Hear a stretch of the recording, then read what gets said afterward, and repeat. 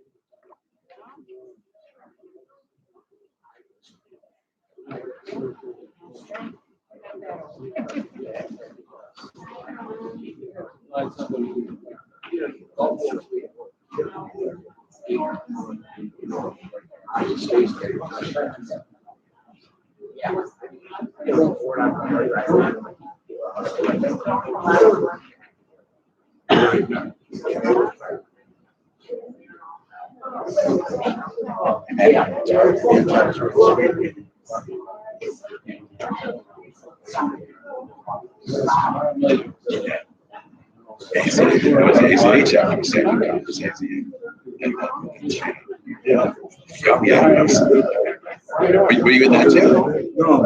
Yeah, Ray. I know Ray and my dad were, but I don't know if you were also. You're 6 years old.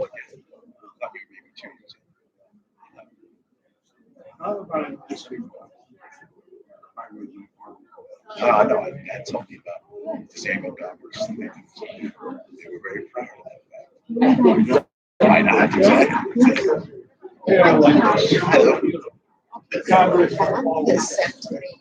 Hello.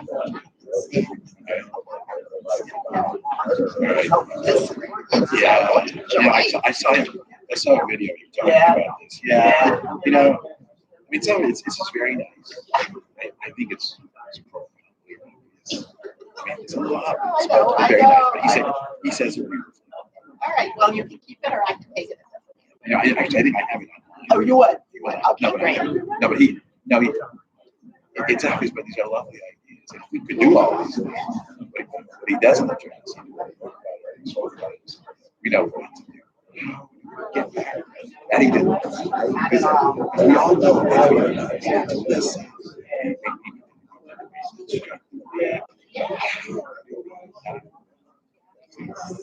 Part of it is real.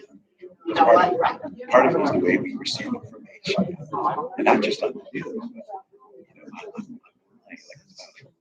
Social media uses an algorithm, but they know what you want to hear. They feed you. Like Yahoo, when you go to Yahoo, they basically feed you what you already.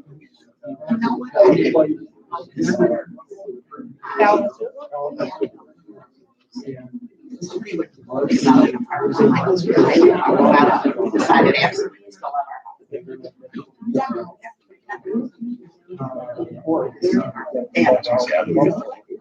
it's a simple algorithm.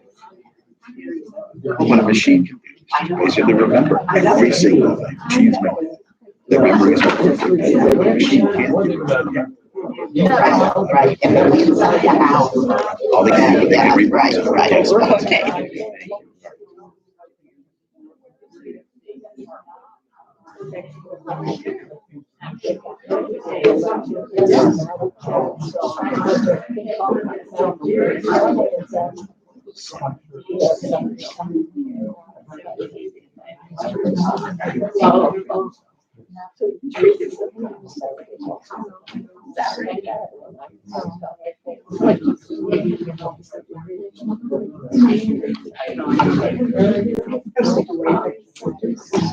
How you're competing with the debate tonight.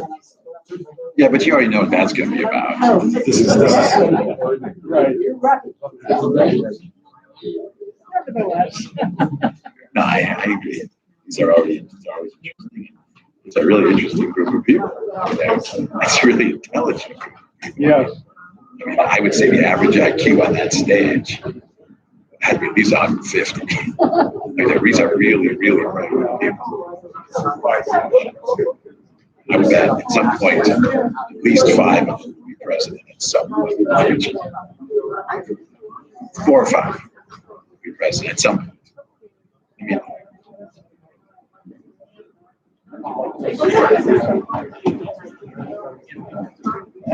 Good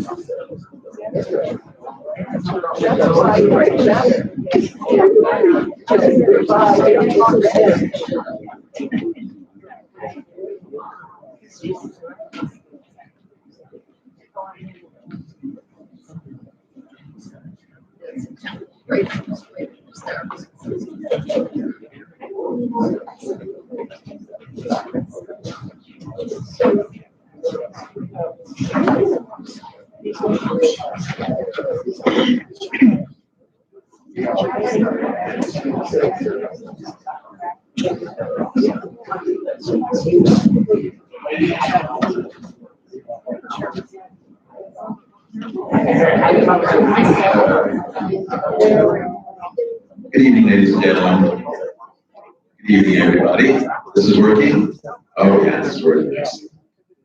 Welcome to the final lecture in our series on American Jewish politics. Since it's the last one, I'll put this out at the beginning. When we get to the questions at the end, since it's the last one, you can ask me about anything you want, not just from tonight, but anything in the series. Even as long as it's tangentially related to the question of American Jewish politics, you can ask about that. So if there's something you meant to ask last week or the week before, or whatever, by all means. At the end tonight, look at all the questions, and I'll leave a little extra time for questions as well. So this evening, our topic this evening is diaspora politics. And you might be asking yourself, wait, aren't all of American Jewish politics by definition diaspora politics, seeing as we live in the diaspora? And yes, in some sense that is correct. That is correct. But when I'm using the word diaspora politics to mean something a little bit different, and it's the term diaspora or the meaning of diaspora changed during the course of the 20th century, not only for American Jews, but in some sense, especially for American Jews. I would suggest that until the mid-20th century, really prior to the rise of the State of Israel, or at least certainly prior to Zionism becoming a mainstream Jewish movement, we use the word diaspora unselfconsciously, in a more vague way. Yes, Jews lived in the diaspora for centuries, since ancient times, but since there was no actual Jewish homeland, no Jewish state, we didn't really think twice about being in the diaspora.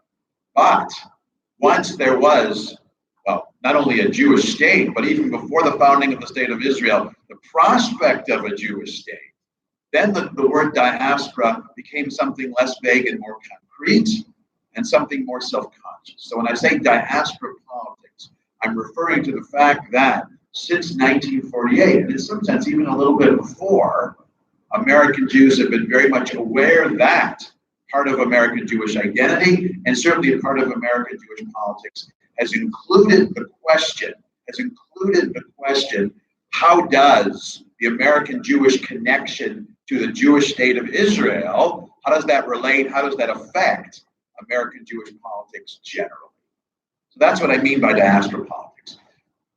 Now, for American Jews in particular, there's an added dimension to the notion of diaspora politics, because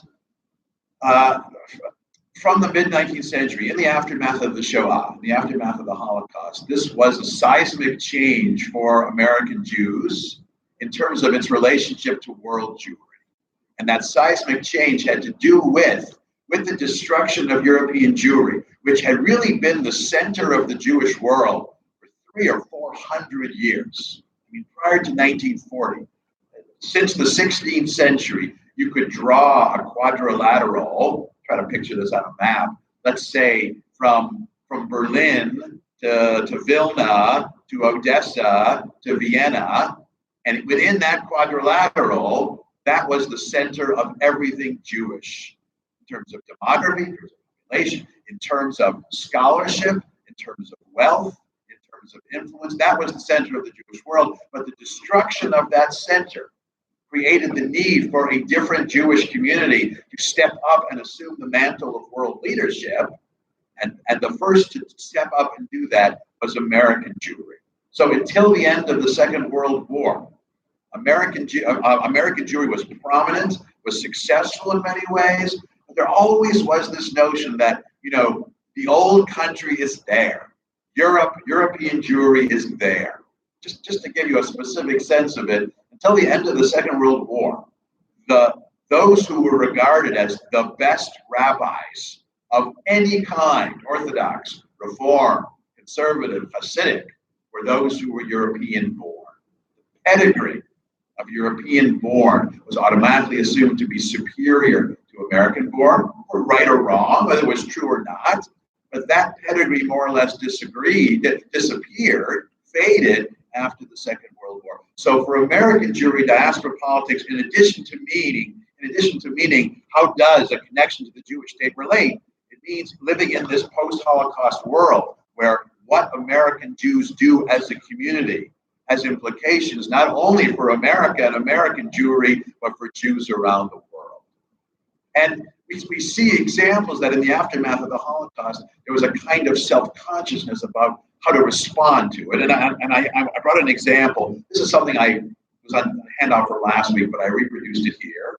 And this was an American Jewish response to McCarthyism and McCarthy's pursuit of communism, the witch hunt against communism. And you see how the legacy, the immediate legacy, the immediate aftermath of the Holocaust really reverberated the way American Jews regarded that whole episode. So, McCarthyism, I'm going to assume everyone knows, but just in case, this was an attempt to root out communism in America, and basically they were going after anyone, even on the remotest suspicion of being a communist.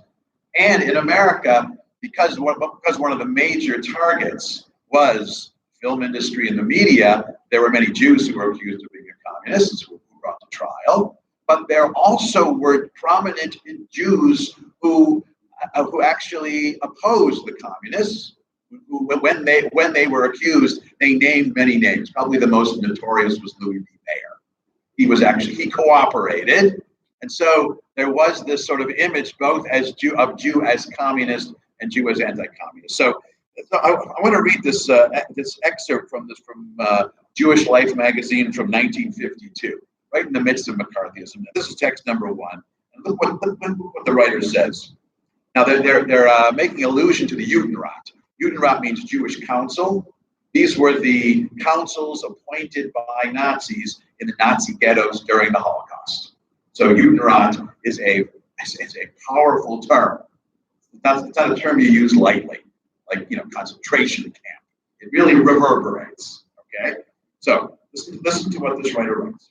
The Judenrat in the ghettos was created, as the German title implies, by the Nazis to further their interests in the Jewish community.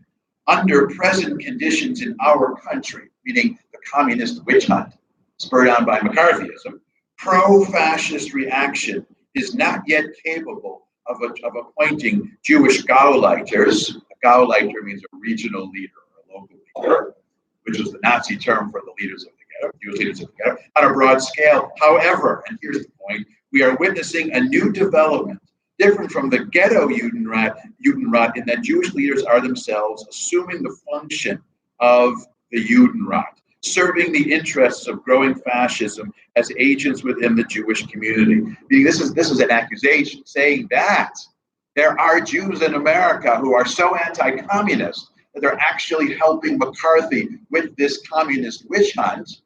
And the author here is suggesting that they're sort of acting in an almost pro-fascist way. Clearly, the author believes that McCarthy's pursuit of communism was itself turning into fascism. That's the criticism. The point being that in the immediate aftermath of the Holocaust, American Jews are become more self-conscious about their politics, that not wanting to be identified with a movement on the radical left or the radical right.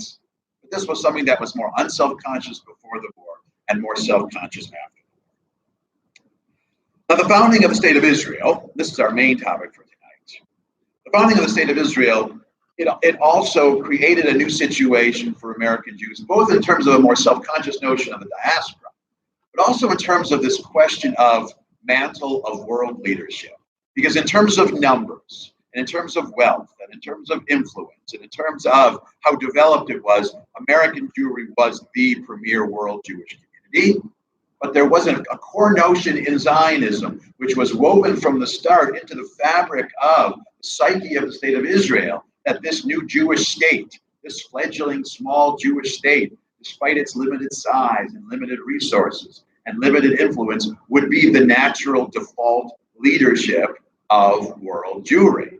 So there was almost instantly a tension between the state of Israel as a Jewish community, as a Jewish state, and American Jewry as the most prominent center of world Jewry, as to who was going to lead. Each saw itself as the natural successor to the recently destroyed European Jewish community, especially Eastern European Jewish community. And there was some tension there. And within the Zionist rhetoric, there were Zionist leaders like David Ben-Gurion, who was encouraging not only Jews around the world generally to come live in Israel, but especially American Jews. And this was creating a sort of friction, because by 1950, the overwhelming majority of American Jews, even though most American Jews were not only pro-Zionist, but avid supporters of the state of Israel, they had no intention of going to live there. They were what we call third-person Zionists. You believe the state should exist, but it's not for me. It's for that other Jew who needs refuge or needs a place to go.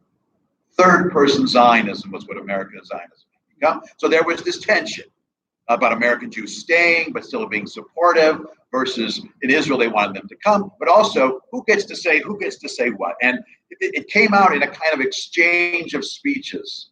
A public, I wouldn't call it a debate, but let's call it an exchange between the Prime Minister of Israel, David Ben-Gurion, and Jacob Blaustein, who was the leader of the American Jewish Congress. But basically, in 1950, one of the prominent Jewish leaders in America. And this is text number 2. They had an interesting exchange about asking the question. The immediate question was, what does the existence of the state of Israel mean for American Jewry in terms of its long-term longevity, its long-term development? But the implicit question is, how much does the state of Israel have the right to intrude into the internal communal life of a Jewish community outside of Israel? So this is what Ben-Gurion said in 1950.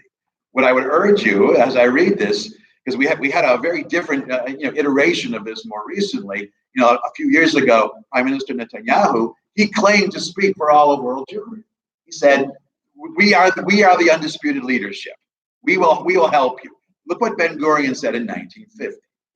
"It is most unfortunate," this is text number 2, "that since our state came into being, some confusion and misunderstanding should have arisen as regards the relationship between Israel and the Jewish community abroad, in particular that of the United States. To my mind, the position is perfectly clear. The Jews of the United States as a community and as individuals have only one political attachment, and that is to the United States of America. They owe no political allegiance to Israel," meaning there's no dual loyalty here. There's no dual allegiance here. "The state of Israel represents and speaks only on behalf of its own citizens and in no way presumes to represent or speak in the name of the Jews who are citizens of any other country. We, the people of Israel, have no desire and no intention to interfere in any way with the internal affairs of the Jewish communities abroad. The government and the people of Israel fully respect the right and integrity of the Jewish communities in other countries to develop their own mode of life and their indigenous social, economic, and cultural institutions in accordance with their own needs and aspirations. Any weakening of American Jewry, any disruption of its communal life, any lowering of its sense of security, any diminution of its status is a definite loss to Jews everywhere and to Israel in particular." Now he goes on to say, he says, look, if you want to make Aliyah, we certainly encourage that and want to help, but we are not going to actively interfere or intervene in the internal matters of American Jewry or any other diaspora Jewish community. So in this way, Ben-Gurion and Blaustein, in their exchange, they hammered out the parameters, the boundaries between the state of Israel and diaspora communities, especially the United States. what this streamline is the attitude of American Jews toward the state of Israel, and what it meant for American Jews to weave this connection to the state of Israel into their larger political outlook. So that's what we want to turn to here. What did it mean to, as an American Jew, to espouse a particular brand of politics in America, liberal, conservative, progressive, Republican, Democrat, whatever? What did it mean to take that political outlook and oppose it or combine it, juxtapose it with the connection to the state of Israel, to this new state of Israel? So when we look at that, since in the first 4 lectures of this series, we've noted pretty clearly that there was no one homogeneous Jewish politics in America. Jews were on both sides of the aisle. Jews have different views. Not surprisingly, the connection to Israel for American Jews was defined differently depending on your own political outlook.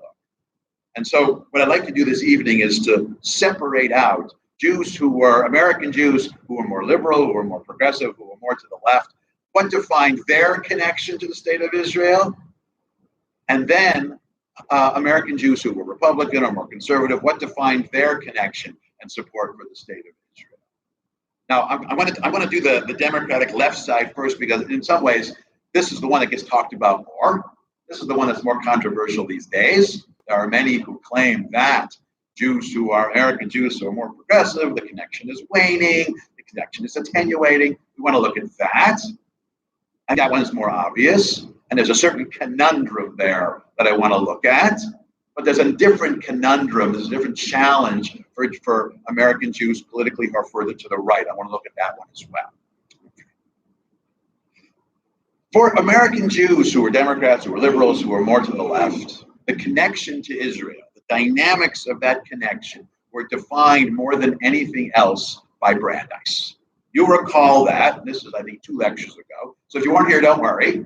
Brandeis is the one who basically explained how it's not only possible, but it's perfectly seamless to be politically progressive and a supporter of Zionism and later the state of Israel. This is a speech he gave in 1915, which is so important. I reproduced it tonight to look at text number 3. This is Brandeis talking in 1915 at a time when very few American Jews were Zionists because they were afraid of the accusation of dual loyalty. And Brandeis made the following statement, quote, "Let no American imagine that Zionism is inconsistent with American patriotism. Multiple loyalties are objectionable only if they are inconsistent. A man is a better citizen of the United States for being also a loyal citizen of his city, for being loyal to his family, profession, or trade, for being loyal to his college or his lodge. Every Irish American who contributed toward advancing home rule was a better man and a better American for the sacrifice he made. Every American Jew who aids in advancing the Jewish settlement in Palestine, though he feels that neither he nor his descendants will ever live there, will likewise be a better man and a better American for doing so. There is no inconsistency between loyalty to America and loyalty to Jewry, and this is the reason why. The Jewish spirit, the product of our religion and experiences, is essentially modern and essentially American.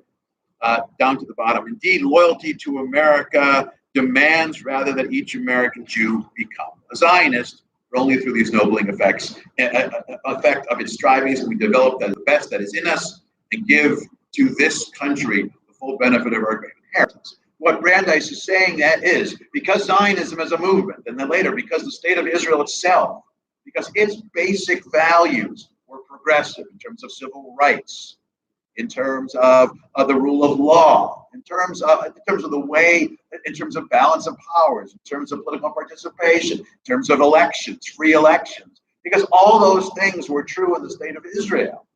An American Jew who believes that, who embraces those politics in America, there's no problem with being connected to a state which is just like that.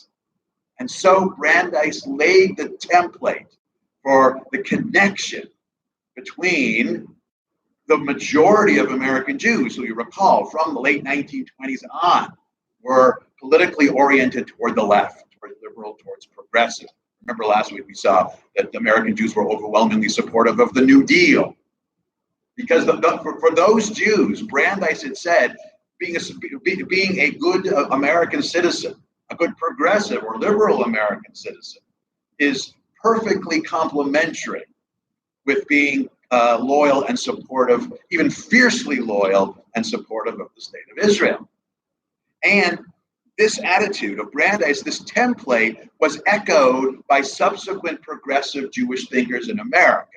Brandeis' successor as the voice of progressivism in America was probably more than anyone else carried on by, well, in different ways, by three different American Jews beginning in the 1930s, the 1920s and 1930s. The first was an American Jew whose name was Ben Cohen.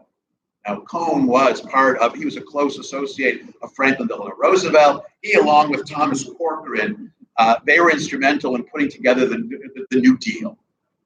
They were known as the Gold Dust Boys because they were the ones who came up with a lot of the ideas. But Ben Cohen was one of the architects of the New Deal.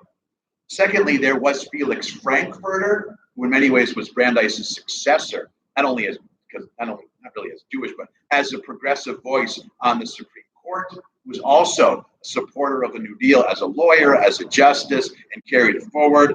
But then above all, there was Rabbi Stephen Wise.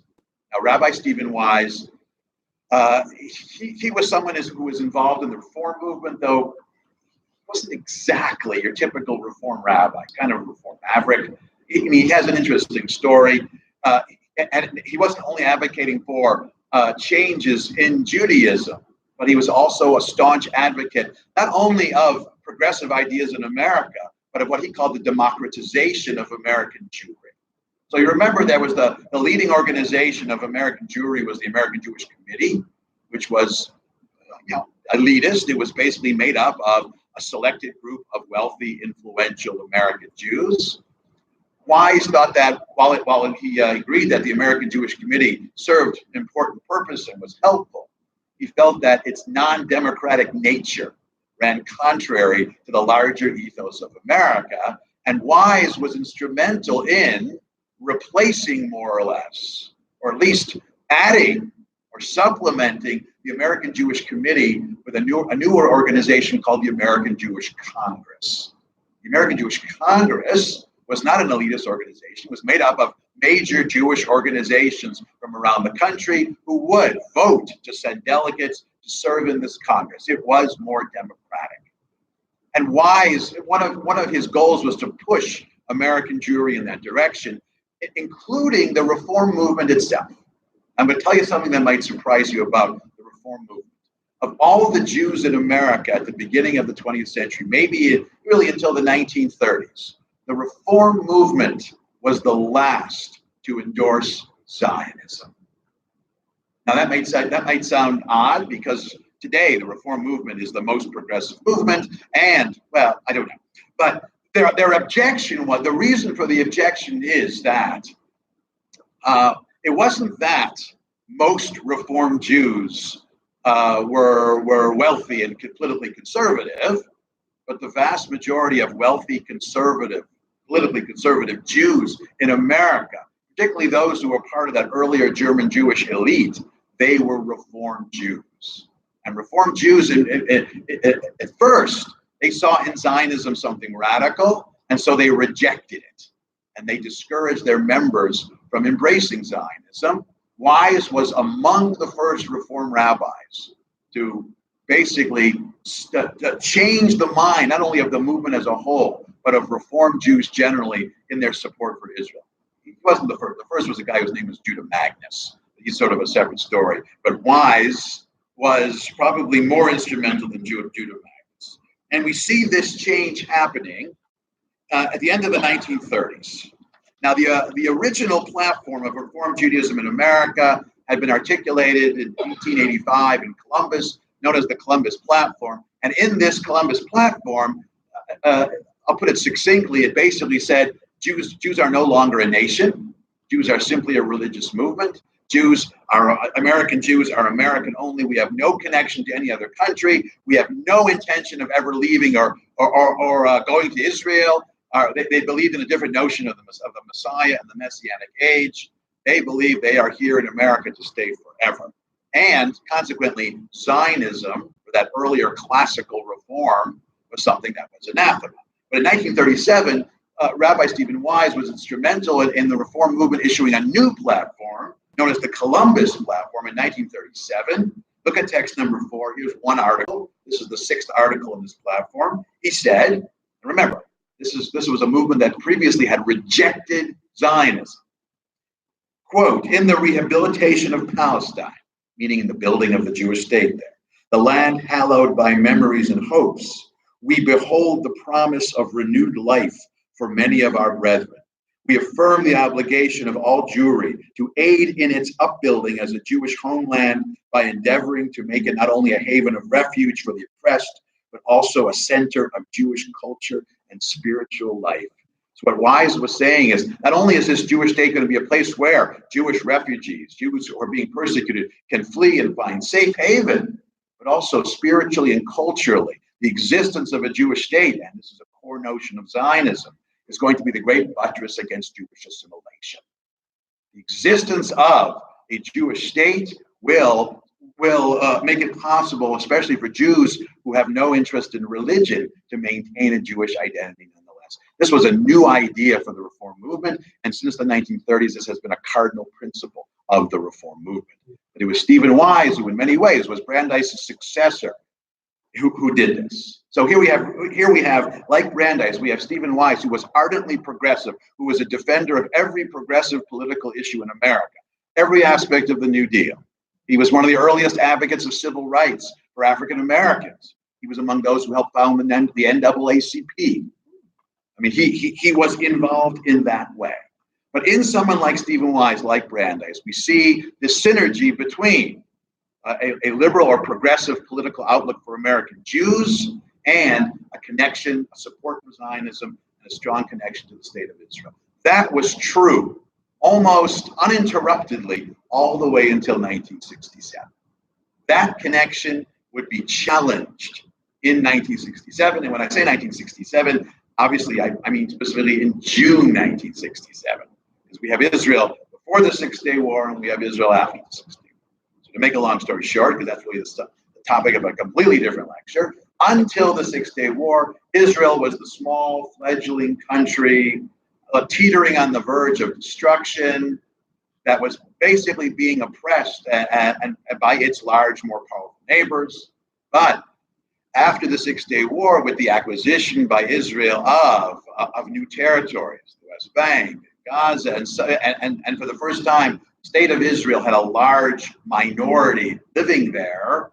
Suddenly, the problem of this notion of Israel being this perfectly progressive country, there was a little bit of an asterisk there. Now, I should say, this problem did not appear immediately.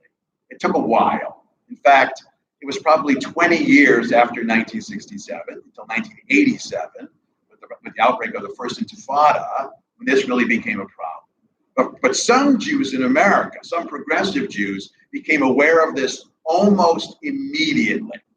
Let me give you an example. During the 1960s, American Jews, the vast majority of American Jews, were ardent supporters of the civil rights movement. It wasn't just Abraham Joshua Heschel and a few rabbis.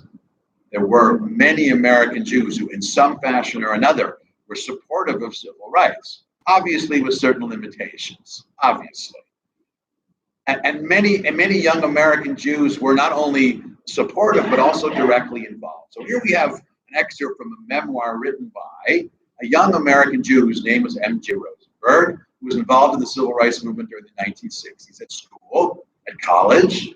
And in the spring semester in 1967, or the winter semester, ended in May 1967.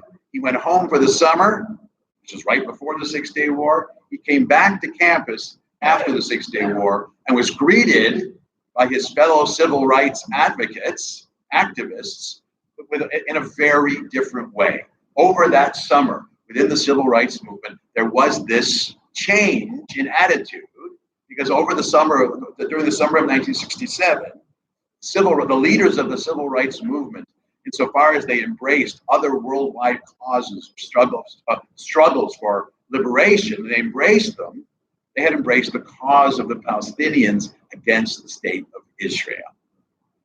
And this young activist, who had been part and parcel, intimately involved in the civil rights movement, he bore the brunt of that. But hear it in his words. Text number 5.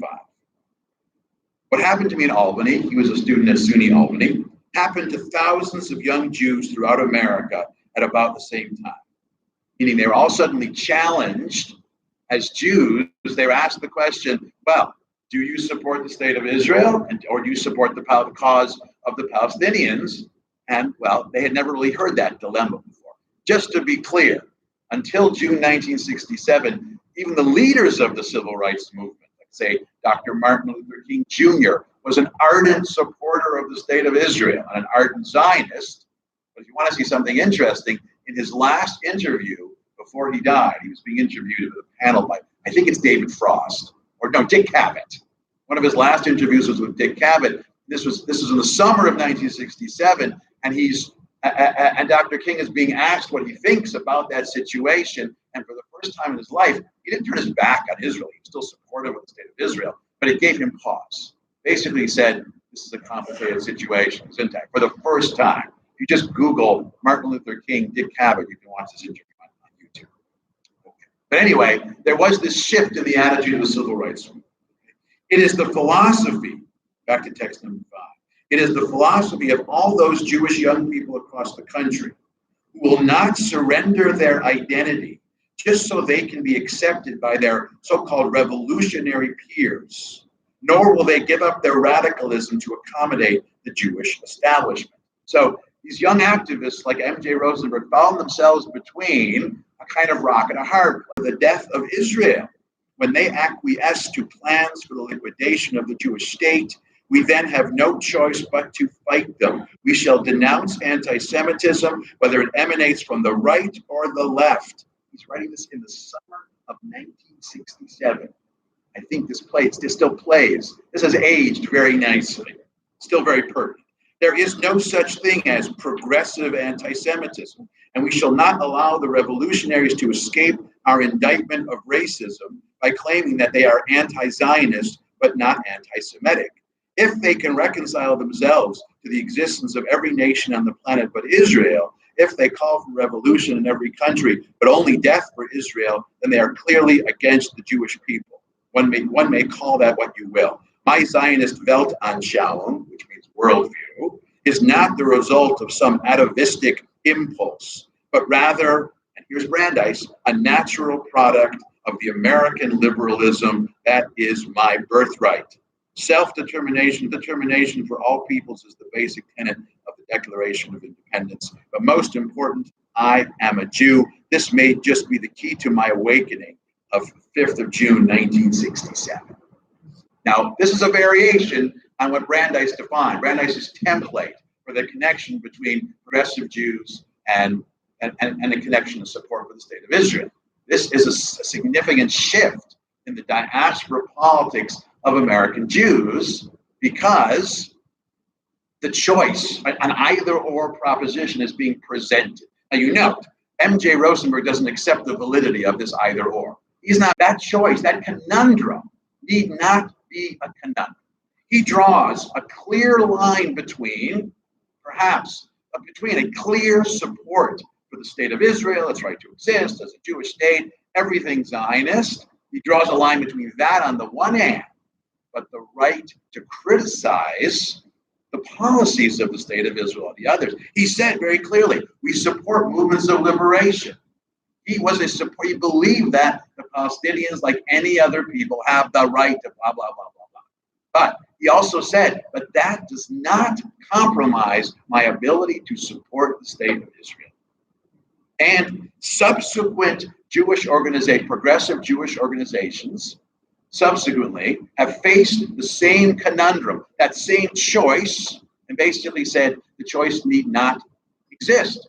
All you have to do is draw the line between criticizing the policies and supporting the existence of the state. Let me give you a more recent example.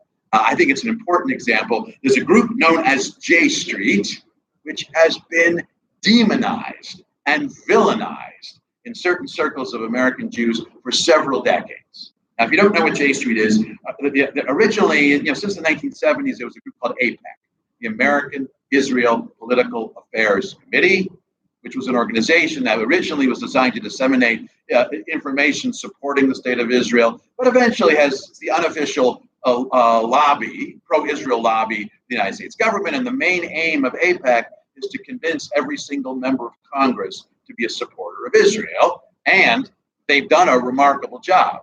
Recent developments notwithstanding. And let's agree, until maybe 10 years ago, all 535 members of Congress were pro-Israel, and now it's about 520. And yes, I know there's this panic about it, but it's still 520 out of 535. That's still an A on the test, if you're grading it. But that aside, but AIPAC, it's AIPAC's major goal, its central goal was to cultivate support for the state of Israel. But as AIPAC rarely, if ever, took a specific stand on political issues. So since 1967, as the conflict between the state of Israel and the Palestinians heated up, there was pressure on AIPAC, at least in some instances, to express some criticism of at least some things that the state of Israel did, and AIPAC simply had a lot of difficulty doing that. So in response to that, J Street was created as a second Israel lobby organization, which, while it continued to support the state of Israel, was also willing to point out, to criticize some of the policies of the state of Israel. Now, because J Street is it's controversial. The term J Street can elicit just absolute disdain from some Jews in America. So I don't want to just tell you about it. I want you to hear what J Street believes, what it advocates, in the words of J Street itself. So that's why I brought the mission statements and some of its principles. Look at text number 6. This is the mission statement of J Street. And before we read this, especially if there are those among you who have a predisposed hatred of J Street, which is not surprising, you can't be faulted for it. We're saturated with it. Just try to open your mind for 1 second and look at the mission statement, text number 6. J Street organizes and mobilizes pro-Israel, pro-peace Americans who want Israel to be secure, democratic, and the national home of the Jewish people. In other words, anyone who says J Street opposes the right of the state of Israel to exist, false. Working in American politics and the Jewish community, we advocate for policies that advance shared U.S. and Israeli interests, as well as Jewish and democratic values, leading to a two-state solution to the Israel-Palestinian conflict. Succinct. That's what J Street believes. J Street does not believe in ending or the delegitimizing of the state of Israel. Okay? Principles, text number 7. Number 1, we are committed to and support the people in the state of Israel. We believe that the Jewish people have the right to a national home of their own. We celebrate its rebirth after thousands of years. We value and share the democratic principles on which Israel was founded and that have guided the country for 6 decades, even as we acknowledge the real threats to that democracy. That's a willingness to criticize certain policies of the state of Israel. We understand that Israel has real enemies. We defend its right to live in security and peace within internationally recognized boundaries. We believe in and support Israel's right to defend itself against its enemies. It does not sound like an enemy of Israel to me. We're not going to read them all. Let's just read one more. Number 2. The future of Israel depends on achieving a two-state solution to the conflict with the Palestinian people. We believe that the Palestinians too have the right to a national home of their own, living side by side with Israel in peace and security. We support the creation of an independent, demilitarized state of Palestine with defined borders. We believe a two-state solution to the conflict serves Israel and America's interests and fulfills the legitimate national aspirations of the Jewish and Palestinian peoples. What's interesting is this language. It's paraphrasing very closely. It's almost plagiarizing from a particular Israeli politician. And if I asked you to guess who it was, since J Street is progressive, what would you say? Peres or Ben Gurion or Golda? No, this is closely paraphrasing Menachem Begin.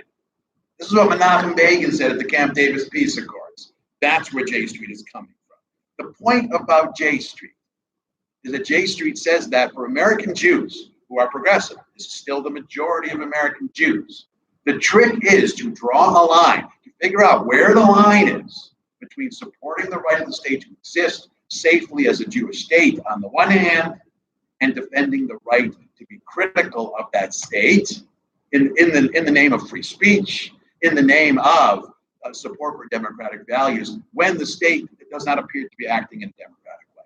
But delegitimizing the state, it doesn't seem to come up. Now, the biggest problem J Street has had recently, and this is a problem that I personally, I don't know why they're not doing a better job of this, is they have drawn that line, but sometimes they forget to say that they have drawn that line. I think the people at J Street assume that everyone reads these principles all the time. But I'm going to guess for most of you, before I just read them to you, you probably never saw their principles or their mission statement. All you've heard is what people say about J Street. J Street supports the boycott movement, for example. It's always good if you want to understand what an organization believes in. Don't listen to what other people say about it. Actually go and see what they themselves believe. It's all online. It's all easy to do. But that's J Street's point of view. That is taking the Brandeis, Stephen Wise point of view or approach to Zionism and trying to adapt it or apply it to the more complex situation of post-1967 and the conflict between the State of Israel and the Palestinians. But J Street, to my mind, seems to be able to do that. Let me look at one more example of progressive Jews in the same conundrum. This conundrum, you understand, the conundrum between being progressive, defending those values as an American and supporting the State of Israel. This happened much more recently. This happened in the last couple of years when the Women's March was originally organized. Several of the leaders of the Women's March is largely a progressive movement, but several of the leaders of the Women's March were so avidly, or I would say radically pro-Palestinian, and they themselves were radically enemies of the State of Israel. Some of the leaders of the Women's March believed that the State of Israel no longer was legitimate and had the right to exist, and they didn't want anyone Zionist participating in the Women's March. Two in particular, one was Linda Sarsour and one was Tamika Mallory. And they basically said to women who believed in the Women's March, but also were supporters of the State of Israel, you have no place in this organization, in this movement. That created a problem. In response to that, a very capable young woman who is a civil rights attorney in New York City, whose name is Amanda Berman, she and several others, they founded a new movement called Zionists, as in lioness. And basically, Zionist takes a similar stance as J Street, but it's more specifically a response to this statement by the women's movement. Basically, the founders of Zionism, now the members of Zionists, they're very clear in saying we can be feminist and Zionist at the same time. There is no contradiction. In some sense, they're reiterating what Brandeis said, but they're also reiterating what J Street said. You can be critical and supportive at the same time.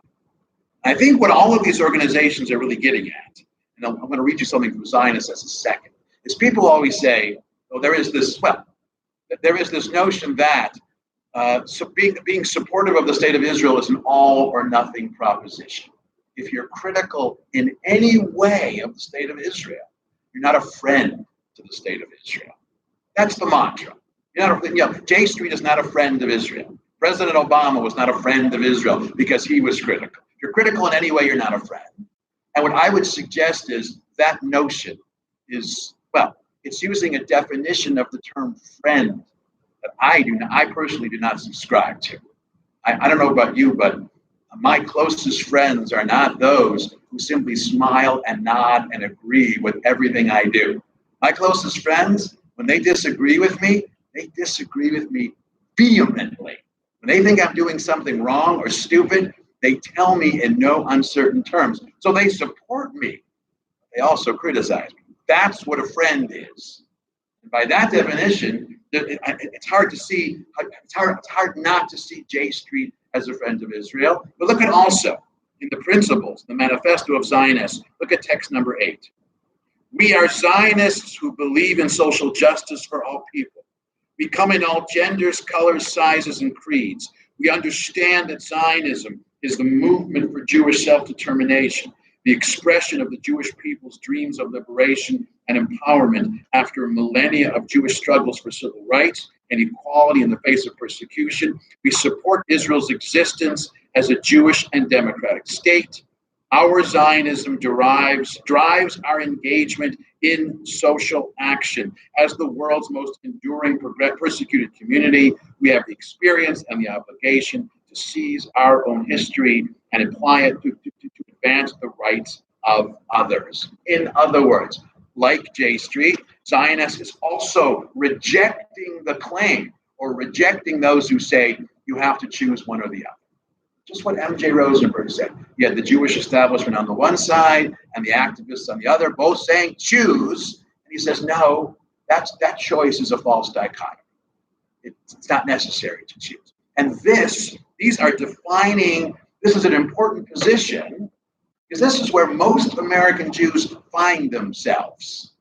Now, one of the reasons that this conundrum is still around is there are voices, I would describe them as one-dimensional voices, who will not see both sides of this equation, who will not draw that line. But in any case, what I'm telling you is the template that Brandeis laid down for the complementary nature of a progressive political outlook and support for Zionism in the state of Israel is still as valid today as it was 100 years ago. It works. You only have to allow for two things. You have to allow for the legitimacy of the state of Israel, that it has the right to exist, and the right to be critical of that state, which is a basic principle of every democratic state. I would just draw one contrast before I turn to the conundrum of the right, and that is there are some Jewish organizations who have crossed the line, who have moved beyond, who have accepted that either-or proposition. I think the most egregious, to my mind, is an organization called If Not Now, they embrace the progressive principles of American progressivism to the point where they're no longer able to see the state of Israel as something legitimate. So in their principles, while they don't say you have to reject the legitimacy of the state of Israel because of its treatment of the Palestinians, they agree with that point of view, or they allow for that point of view. So they're on one side of the line. They're in one category. But groups like Zionists and J Street are clearly in a different category. Now that's in terms of the diaspora politics of left-wing American Jews. Like I said, I think that one's more familiar. That's something we hear about all the time. We hear those criticisms all the time. But there's also, if we look at the more conservative, politically conservative American Jews, there's a problem as well. Now, if for liberal or progressive American Jews, the template moment was Brandeis, for politically conservative American Jews, or today we would say Republican Jews, who don't necessarily embrace, who are critical of J Street or whatever, for them the defining moment, really the template moment, would be the Balfour Declaration. Now the Balfour Declaration, I'm pretty sure that everybody knows what it is, but I'm just going to very sum it up for you very briefly. The Balfour Declaration was a public statement by the British government in November 1917, in which it said, we, the British government, are committed to the creation of a Jewish state in the Jewish homeland. Okay, it was a moment that in 1917 that just created shockwaves of ecstasy around, not only in the Zionist world but in the Jewish world. This was this incredible moment. Suddenly, Zionism had the backing of, remember at the time, Great Britain was still one of the great world powers. This was before, well, the sun was already setting on the British Empire, but no one was admitting it yet. The British Navy still believed to control the world, the high seas, but one of the great powers or perceived great powers of the world was supporting Zionism. It was a great moment. Except that in retrospect, we know now that the Balfour Declaration was one of the great false dawns on the path to Jewish statehood. Because very quickly, within a couple of years after the Balfour Declaration, the British government almost entirely reneged on it. This is the important thing. This is the important legacy. The symbolic value and the euphoria that emerged from the symbolic value of the Balfour Declaration felt good. It was a great feel-good moment for Jews. I would say it's akin to the moving of the embassy last fall. A symbolic gesture feels so good, but We now know that the Balfour Declaration was given by the British not out of the love of Jews or Zionism or out of any interest in creating a Jewish state. It was given entirely out of British self-interest. During the war, they were trying to get the United States to join World War I. The United States was neutral on the side of the Allies. And they believed, oddly, that the best way to win the support of the American government is to win the support of American Jews. There was this notion of a world Jewish conspiracy percolating around, which in this narrow instance actually worked to the benefit of Jews. And because the British wanted the Americans on their side, they issued the Balfour Declaration to win the support of the Zionist movement, to win the support of American Jews, to win the support of the American government. It had nothing to do with it was British self-interest. And the problem was, that was wonderful, the Balfour Declaration, but as soon as that self-interest shifted, the Balfour Declaration became meaningless. And it shifted almost immediately after the war. Because by the early 1920s, the major British concern had nothing to do with Palestine per se, or Zionism, or Jewish statehood. Their major concern was the jewel of the crown, India. And in India, in the 1920s, there was this troublemaker named Mahatma Gandhi who was leading a powerful movement for Indian home rule, and the British were terrified of him. But they figured that the best way, the best counterforce, or the best counterweight against Gandhi was to be on good terms with Muslims in India and their leader Jinnah. And from that, they said the best way to win the support of Muslims in India against Gandhi is to support Muslims everywhere in the British Empire. And so from the early 1920s on, they began to side with Muslims in Palestine. That's the reason why the British curtailed Jewish immigration to Palestine, beginning with the White Paper in 1922. The point being that the Balfour Declaration, for all its symbolic whatever, all the euphoria, was meaningless within 3 or 4 years. You have to be careful of self-interest. Now, why do I mention this? Because for American Jews who are politically conservative, their connection to Israel really didn't begin in a significant way until after the Second World War. And that may come as a surprise for you. But American Jews who were more politically conservative, they were tepid about the whole notion of Zionism and the creation of the Jewish state. And during the years preceding statehood in 45 and 46 and 47, the most conservative / Republican American Jews, they were the ones pressuring President Truman not to recognize the Jewish state when they declared independence. One of the reasons why Truman did not recognize the state of Israel immediately is he was being pressured by American oil interests not to do that. In other words, the guiding self-interest in the middle for American policy in the Middle East was not statehood for a Jewish state, but was Arab oil in the Middle East. In the same way that the British wanted to be on good terms with Muslims in India, American, especially industrialists and oil producers, and they wanted to be on good, they wanted access to that Arab oil. They wanted the ones to make a deal with the Saudis and the rest of them. That was the guiding principle. Now, thankfully, fortunately for the state of Israel, that self-interest, oil, was pushed aside beginning in the end of 1948 by a more prevailing interest, that being the Cold War. For conservatives in America generally, and for politically conservative American Jews, the rationale for being a supporter of the state of Israel was not the template of progressivism that Brandeis had defined, but rather the same reason why other conservatives were supportive of the state of Israel, the Cold War. The most ardent supporters of the state of Israel during the Cold War were Republicans, Richard Nixon above all, Nixon and Reagan. But like the British in 1917, neither Nixon nor Reagan was supporting the state of Israel out of a love for Jews. Nixon could not stand Jews, nor a support for the Jewish state. They were doing it as part of the Cold War. Let me give you a quote that sort of speaks. Look at text number 9. This is a quote from Congressman John F. Kennedy.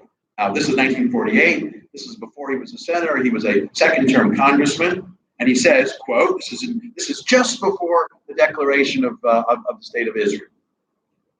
Quote, one of the most discouraging aspects of recent American foreign policy is the unfortunate reversal of our policy commitment, of our policy toward Palestine. In other words, the American government had been supporters of the Balfour Declaration, but toward the end of the war, that concern for Arab oil began to erode this support for the creation of a Jewish state. Since the end of the First World War, successive presidents and Congress have reaffirmed the solemn promise of the Balfour Declaration.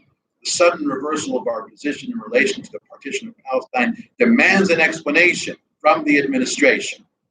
There may be sufficient cause for the reversal in Palestine. If there is, we are entitled to know what it is. The point being that Congressman John F. Kennedy could not figure out why the American government, which for so long had been a supporter, was suddenly turning its back on this new state. And the reason is very simple. The reason was oil. But that was overturned by the Cold War, because the Cold War took priority over everything. And as long as the Cold War was going on, as long as there was this, this cosmic struggle between the United States and the Soviet Union, well, the American support for the State of Israel was non-negotiable. And so the Republicans tended to be the more ardent fighters of the Cold War. And so Republicans tended to be the staunchest supporters of the State of Israel. So Jews who were politically conservative, who were Republicans, it was very easy. You just follow the general Republican trend. But what I mention here is we see in retrospect that there was an inherent weakness in this, or an inherent fragileness in this. It only existed as long as there was some kind of synergy between American self-interest, the Cold War, and the best interests of the State of Israel. I'll give you one specific example. In 1956, that was the second of Israel's wars. They went to war against Egypt. This was known as the Sinai Campaign. And from the vantage point of President Eisenhower, the outcome, the settlement of the Sinai Campaign was not guided by his notion of Israel's best interests, but as part of the larger dynamics of the Cold War. For President Eisenhower, the outcome of the Sinai Campaign, that war between Israel and Egypt, an American proxy and a Soviet proxy, was inseparable from the Hungarian Revolution of 1956, where you had the revolutionaries were looking for support from the United States, from the West, and the mainstream communists from the Soviet Union. From President Eisenhower's point of view, the only thing that mattered was the Cold War and its dynamics. What the best interests of the State of Israel were largely secondary. We have another interesting example. Lyndon Johnson was the president of the United States just after the Six-Day War. And in September of 1968, he made the following statement. Look at text number 10. We are not the ones to say where other nations should draw lines between them that will assure each the greatest security. It is clear, however, that a return to the situation of 4 June 1967, just before the Six-Day War, will not bring peace. There must be secure, and there must be recognized borders. Some such lines must be agreed to by the neighbors involved. In other words, what Johnson is reflecting here is that the major goal of Democratic presidents, especially Kennedy and Johnson and later Carter and Clinton, was their major goal, and what they regarded as in the best interests of the State of Israel was peace in the region. For Republican presidents, the goal tended to be winning the Cold War, whatever's best for the Cold War. That is a crucial difference. So someone like President Kennedy, when he became president, he reached out to Ben-Gurion and to Nasser in Egypt, Israel's arch enemy, because Kennedy's goal, simply put, was to bring them to the table to try to end hostilities, which he believed was the best situation for all. Nixon, on the other hand, his support for the State of Israel was unmitigating, because for him it was all about the Cold War. Like I said, that worked out in Israel's best interest, but what about when that American self-interest shifts? Here's an example of when it shifts. Now, there was a brief window of time here. Cold War really began to Officially, it was over in 1990 with the collapse of the Soviet Union, but by 1987, 1988, it was pretty clear that the Soviet Union wasn't really the Soviet Union anymore. The Soviet Union had begun to decline. America was asserting itself as the one great power. In other words, by 1989, on the verge of the collapse of the Soviet Union, the Cold War was effectively over, and we can see how that affected not only the attitude of the American administration towards the state of Israel, but the attitude of a Republican administration toward the state of Israel. And look at text number 11. This is an excerpt from a speech that Secretary of State James Baker, he was the Secretary of State under George Bush Sr. This is what he said to AIPAC in 1989. Remember, this is the first moment since 1948 or 49 where the Cold War had not been the driving force in American relations to Israel.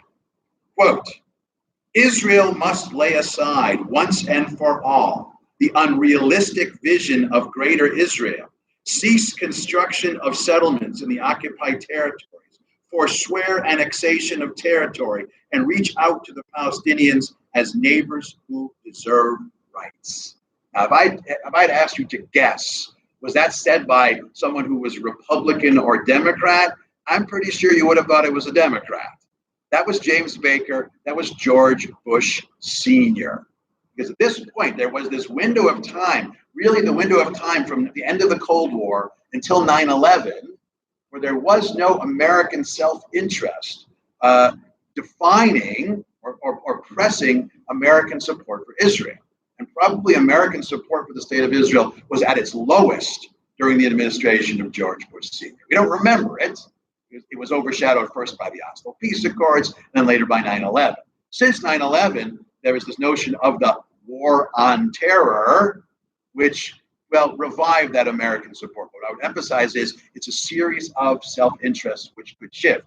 And even in the paper yesterday, just yesterday, there is concern now among Israeli officials that President Trump is leaning in a more isolationist direction, is not going to deal with Iran, and is going to leave Israel on its own to deal with Iran, that is due to a notion of American self-interest. It can be effective, but it's treacherous, and it's something that has to be watched very, very closely. So, where is the self-interest today? The self-interest today, I think using this example of moving the embassy is a great example. Now, don't get me wrong, it's wonderful that the embassy was moved, the same way that the Balfour Declaration was absolutely wonderful. But the long-term effect leaves to be seen, especially because the decision to move that embassy had nothing to do with what's best for the state of Israel, had nothing to do with what's best for American Jews. It was not about winning Jewish votes. It was about winning Christian evangelical votes. There are a lot more Christian evangelicals. They control probably 7 or 8 red states. That was the purpose behind that move. Now, it worked out great. Jews, Israel, reaped the benefit of that self-interest. But if that particular self-interest should change, it's not really built on anything. On the other hand, the notion of a synergy between progressive values and progressive values, that is center stage. So what we have ultimately in the diaspora politics of American Jews is we have these different, let's call them these different roots or these different pillars on which American support for the state of Israel is built and American Jewish support for the state of Israel rests. What is certainly true, and I think for all the rhetoric we hear, for all the antagonism, for all this notion that this group of Jews is anti-Israel, Congress just overwhelmingly passed a resolution condemning the boycott movement of Israel. The overwhelming majority of members of Congress are still ardent supporters of the state of Israel. The one difference is some of them are critical of the current Israeli government, and some will not even entertain criticism of the current Israeli government. Those are the 2 points of view. Do you basically say, do you bank on the fact that American self-interest will always be pro-Israel? Or do you draw a line between criticizing the state and supporting its right to exist? Those are the 2 dimensions of diaspora politics for American Jews. And I would suggest that those are 2 key aspects of American Jewish politics that define much of the political discourse of American Jews all the way to this day. Thank you very much.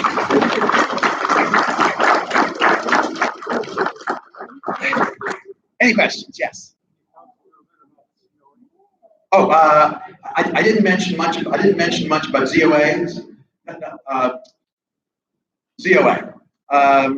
This is what I would say about ZOA. Originally, ZOA was an organization that was founded by Brandeis. He was one of its original founders. ZOA, and probably until the 1970s, was I would call it a centrist or a left-leaning organization in terms of its support of the state of Israel. It was guided both by the Cold War and by the synergy of progressive values. Since maybe in the last 20 years or so, really since the failure of the Oslo Peace Accords, ZOA has moved consistently to the right.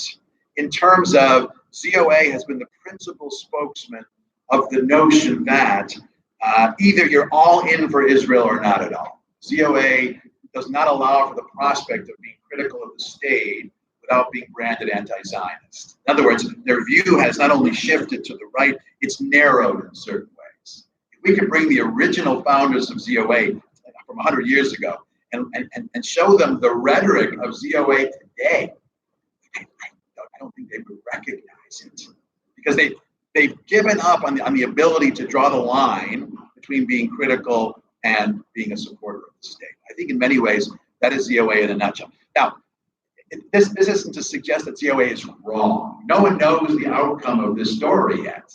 ZOA could turn out to be right. One question we can ask is it constructive to do that? I honestly don't know.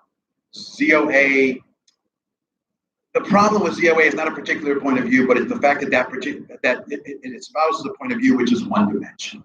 This is a situation which requires multi-dimensional thinking, and ZOA in this sense is a mirror image of the boy cow. These are two one-dimensional views of the problem. They just happen to be on the opposite side. So, in a nutshell, that's what I would say about ZOA. Yeah. It seems like an oxymoron to me. I love a good oxymoron. Go ahead. Yes. That since then, historically, in our presidential elections, American Jews vote predominantly Democratic. Yes. There's over 90%. Yes. But at the same time, you're referring since 1948, the Republicans are more pro-Israel. Well, the great question. So the question was this, I don't know if it's an oxymoron as much as it's a paradox or a contradiction. The question was that American Jews have voted overwhelmingly Democratic since the founding of the state, even though Republican presidents have been more ardent supporters of the state. First of all, until 1967, Democrats were just as supportive. Kennedy and Johnson were just as much supportive of the state. And Truman was the one who recognized the state over the objections of conservatives.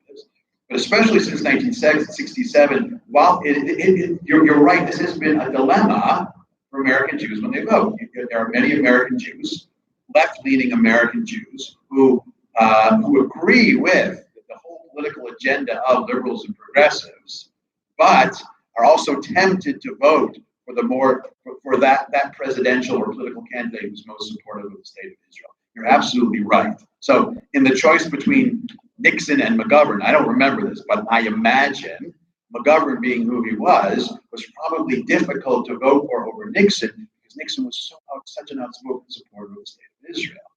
I think what has mitigated that tension or that oxymoron or that paradox is the fact that Democrat or Republican, until very recently, Congress has been overwhelmingly supportive of the state of Israel. And that has made it less significant that American presidents, they waver, but also the fact that it's hard to find Democratic presidents who are that much less supportive. It's a relative thing. For all the talk that President Obama was not a friend to Israel, he gave Israel the largest arms package in the history of the state. The only difference between President Obama and, let's say, President George W. Bush is that they were both supportive of the state, but Obama was willing to criticize the prime minister, whereas George W. simply gave the prime ministers a blank check to do whatever they want. That's really the difference. That's really the difference. I would just say one more thing about ZOA. This is what I wanted to say. Part of the problem with that point of view when you say that any criticism of the state of Israel is by definition anti-Zionist or anti-Semitic. In and of itself, okay, it's a point of view, but it's had an unfortunate corollary, which I'm afraid to say ZOA has been a little guilty of. The corollary to anyone critical of the state of Israel is by definition anti-Semitic, is anyone who is supportive of the state of Israel is by definition not anti-Semitic. So, for example, the leader of Hungary right now is a raging anti-Semite. It's bad news, but because he's a supporter of the state of Israel, his anti-Semitism, along with the rest of his racism, is forgiven. ZOA had Steve Bannon speak at their national dinner. This guy is not a lover of Jews. I don't think he's a lover of anybody, but he is a supporter of the state of Israel for reasons of American self-interest in the struggle against Iran. So the problem with that one-dimensional view is it has spawned this corollary, which is highly problematic. And now we have these anti-Semitic European leaders who hide behind support of the state of Israel to shield themselves from accusations of being anti-Semitic, which they definitely are. But it's a convenient way to shield yourself. Yeah. In your support of I wouldn't call it support, but in your description of J Street, Yeah. and your description of an example that I have friends who are very critical of me. Right. But my question would be, the way I see J Street is the same friend who's critical of you turns to your greatest enemy and gives comfort to your enemy. I think the problem with J Street that at least I and other Jews had is not what's written there. Right. It's that they take positions that give comfort to the enemies of Israel. And that becomes, in my opinion, destructive. Well, you mean they're supporting the Palestinians, is what you're saying, or supporting the boycott, Well, or something not like the that. Palestinians who want to sit down and do peace, but radical positions. Well, first of all, thank you for extending my analogy. I love when people reiterate my analogies. I appreciate that. But I'd also say that, I mean, what you said is rather striking. That the claim you made is that J Street is not only pro-Palestinian, but is supporting radical and violent Palestinians. J Street. Oh, you think this position of being willing to be critical is somehow encouraging or validating a group like Hamas? Is that what you're saying? Is that let's say that helping their goals. Well, first of all, I would say that whatever J Street says or doesn't say, Hamas's goals are going to be Hamas's goals. If J Street and every other group that was critical of the state of Israel disappeared tonight, Hamas would be exactly the same. They're not. Their attitude towards Israel is not being shaped. I don't think very much. They don't need that kind of encouragement. They are a radical and violent group, regardless of what anyone says. So I understand this notion that J Street. I think you're giving J Street far too much credit and influence to say that somehow Hamas wouldn't be as confident without the validation of an American Jewish group that's critical of the state of Israel. Hamas doesn't need that kind of. I'm talking about opponents of Israel that are not associated with Hamas. I mean, Let's say the boycott movement or any one of those groups. Yes, I hear what you're saying. Yeah. Therefore, and they claim to have supported Jews in the United States. So I have J Street supporting my position. Right. Therefore, it's valid. Therefore, American Jews do. First of all, I would say that I think most American Jews, whether they're willing to admit it or not, they feel the same way that J Street does. They like to draw that line. They need to draw that line. So I would ask you as a trade-off, because you can't. It's not necessarily one or the other, or maybe it is one or the other. Is it worth giving up the right to criticize Israel in any way? And some of this criticism is necessary. Is it right to give up that criticism just because it might embolden some group that's critical of the state of Israel? I mean, I think it's oversimplifying the problem, if you ask me. So I agree with you. The fact that there are individuals, let's say Congressman Ilhan Omar, she's a great example, or Rashida Tlaib. They're emboldened by the fact that there is an American Jewish organization called J Street that's critical of Israel. If J Street ceased to exist, they didn't inform her opinions, and their opinions would be largely the same with or without J Street. But what J Street does do is it provides a voice for American Jews who love the state of Israel, who believe in the state of Israel, who believe in the principles of the state of Israel, but are discouraged or disturbed by some of the things that the state of Israel has happened in the state of Israel.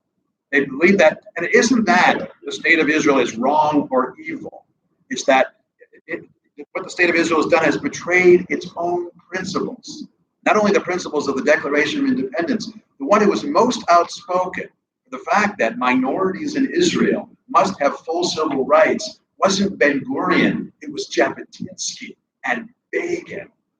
And so the right to be critical. I'll take it a step further. There's about to be an election in the state of Israel. There was just an election. And some of the parties that were elected to the Israeli government, some of those right-wing parties, never mind that the Labor Party doesn't like them. These were individuals and parties that Begin said, never let them in.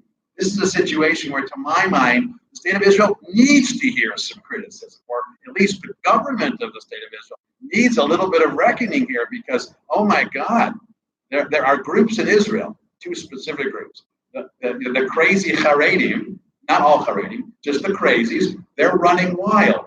And the crazy armed right-wing settlers are running wild. They need to be checked. And if the Israeli government isn't willing to step up and check them, criticism from abroad, that has always been an important element of the discourse of the state of Israel, and largely the discourse of Zionism. Jews from around the world saying, what you are doing is violating the principles of Zionism in the state. That's an important voice. I'm not sure it's worth giving up that willingness and ability to be critical, just because a group like J Street might be emboldening a few people, might be emboldening a position against it. That position would exist anyway.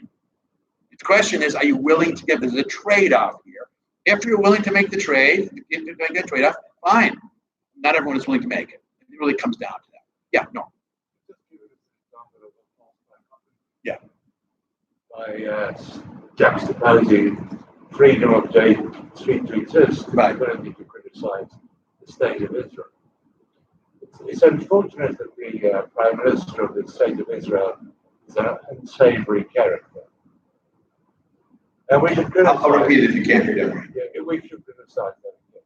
But what it seems to me is that you should not give comfort to people that you don't like. So when J Street says stuff in their statement, Right. the mission statement isn't what they do. That's what they say they do. Okay. And what do they do? They interfere with the process. And it's up to them, I don't care.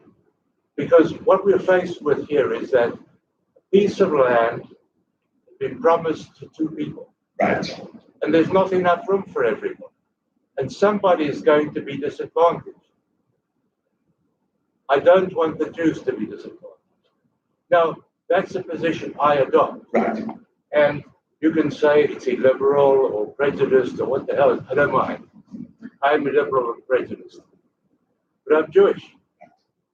Now, I'm not an American, so I don't understand what you guys do here. But it seems to me that what you've got is a compromise too much. You have to take a stand. You have to say, hey, those people who live in Israel have the right to determine what they want to do. Now, what they want to do is offensive. Let me tell you, as a guest in your fine country, some of the things you do here are offensive to me, particularly on the southern border. But I don't, and I feel free to criticize. Right. But I feel you have a right to exist as a country. Well, I would say within your boundaries. to Now, everyone. that's a speech. I should. No, that was an excellent speech. So let me respond to the. I think there were 3 or 4 points there. First of all, excellent point. Thank you, Noam. So, first of all, you mentioned the southern border. Wrongful policies do not legitimize the right to challenge the right of a state to exist. Okay, that we can certainly agree on. No matter how bad the current administration is, the United States is still the United States. That we certainly agree. But I think the problematic thing that you said, and also you said so, is that this concern over a group like J Street emboldening the opposition. We shouldn't say things to give it comfort. How far do you want to apply that? Because you can make the same argument about the Declaration of Independence. You can make the same argument, not only what Ben-Gurion said, about most of what Jabotinsky wrote. They weren't concerned with who was going to take comfort. They believed in certain values and principles, and they were articulated. J Street is not trying to embolden the opposition. Now, I agree, in terms of the difference between what J Street says and what they do, J Street has been, in the last 10 years, they have not behaved as well as they could. They also have strayed from their own mission. The reason I want to read this mission in this and these principles is maybe to say to J Street, you need to, if you return to your original principles, and I don't know why they've strayed, if they were to return, then they would be far more effective in terms of what they want to do. Now, as far as this land dispute, yes, it's a very difficult land dispute, but it's not one side or the other getting what it wants. The notion of two states is both sides have to make not only compromises, but deep and painful connections, concessions. It's the only way it's going to work. But what often surprises me is that when I was growing up, we always dreamed of the prospect of peace, even though it seemed very remote. We never gave up on the idea of peace. It was far more remote than it is right now. Before Sadat came to Jerusalem, it seemed impossible. And for some reason now, even though you have two sides that talk to each other, which they didn't used to, there's even if peace is remote, there's been a certain kind of despairing about it. I'm not sure that's useful. I'm not sure that's effective, but I'm not sure we've abandoned this aspirational point of view, which was very effective, because as remote as peace seemed in the 1970s, when the prospect arose, we were ready to embrace it. And you have to maintain. And that's why the notion of two states, which J Street supports, which most American Jews support, which 75% of Israelis support, two states. You can't give up on the possibility, even if it seems impossible at this moment. You know as well as I do, the day before Sadat came to Jerusalem, that seemed more impossible than the two-state solution does now. That's all I'm really saying. But I think what you've really raised, though, and both of those questions raised in a very interesting way, is we're at a position politically where we have 2 points of view which are becoming, well, in some ways they are mutually incompatible. But I think one of the reasons they seem to be mutually incompatible is because the most ardent proponents of each point of view, instead of trying to, engage in a constructive way, we're just yelling at each other. We're disagreeing we're disagreeing, but forgetting that the goal of a disagreement is to understand one another. That's a nice one. I think oil is the big problem right now. You think what? Oil. Oil, yeah. Yeah, it's not only the problem now, but it's been the problem all along. Because we go in and try to do things in different countries like Iraq, and it was always oil that caused the Iranians to help. It's all about the oil, and I would take it one step further, Bob, and say that here's an example where a distinctly progressive cause could have ramifications to accomplish the goals of even the most conservative thinkers. Think about it. The day that fossil fuel becomes obsolete, every country in the Middle East, except for Israel, becomes obsolete. Those countries have no resources. The best way to fight a country like Iran is not militarily or even through economic sanctions. The best way to fight them is simply to get the world off of fossil fuel. If we weren't using fossil fuel anymore, what other resources do they have? Before oil became an important resource, that region was insignificant for 800 years. Then there was oil, and then they became significant. If you're a Star Trek fan, it's like the Romulans discovering warp drive. And they became an empire out of it. It's just like that. They became an oil empire based on oil. The trick is to do away with the oil. Now, what's ironic is that alternative energy is a cause which political conservatives tend to abhor, even though that's the way to accomplish one of the political aims which they espouse the most intense. Okay. I think that's a good place to pause. I want to thank everyone for coming, and I hope you enjoyed the series.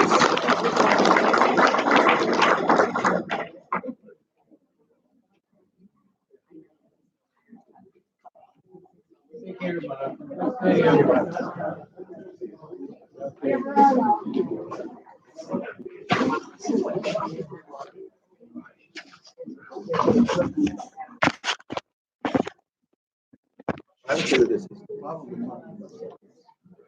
this is what it's like. They're very different kinds of settlements. There are settlements that are natural subdivisions. Malad,